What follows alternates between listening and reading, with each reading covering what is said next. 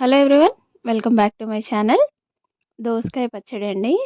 సమ్మర్లో చాలా చలవ చేస్తుంది. ఎలా చేసుకోవాలో ఈ వీడియోలో చూసేద్దాం.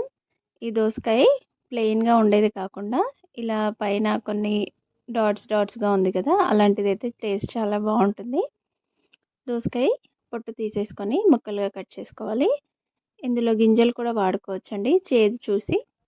కొన్ని ముక్కలు ఇలా గింజలు లేకుండా సన్నగా కట్ చేసి పక్కన పెట్టేసుకోవాలి, తర్వాత యూస్ చేద్దాం.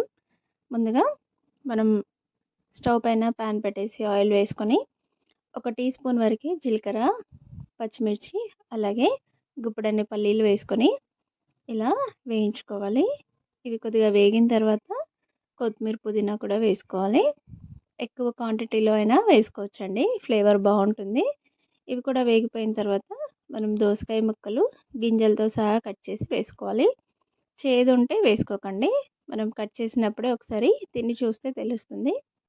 ఎక్కువగా ఫ్రై చేసుకోవాల్సిన అవసరం లేదండి, జస్ట్ ఇలా కలర్ మారితే సరిపోతుంది.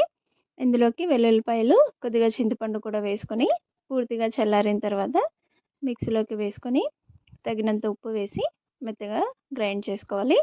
ఇందులో మనం ముందుగా కట్ చేసి పెట్టుకున్న దోసకాయ ముక్కలు ఉన్నాయి కదా, అవి వేసి ఒకసారి ఇలా తిప్పేసి ఆఫ్ చేసుకోవాలండి.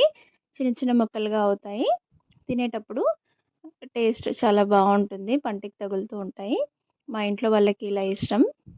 ఇంకా పచ్చళ్ళలోకి పోపు అయితే వేసేసుకుందాం. రెగ్యులర్గా మనం నార్మల్గా ఎలా వేసుకుంటామో అలా స్టవ్ పైన ప్యాన్ పెట్టేసుకొని ఆయిల్ వేసి జీలకర్ర, ఆవాలు, ఎండుమిర్చి, కరివేపాకు, కొద్దిగా పసుపు వేసుకొని అవి వేగిపోయిన తర్వాత పచ్చళ్ళలోకి వేసుకుంటే సరిపోతుంది.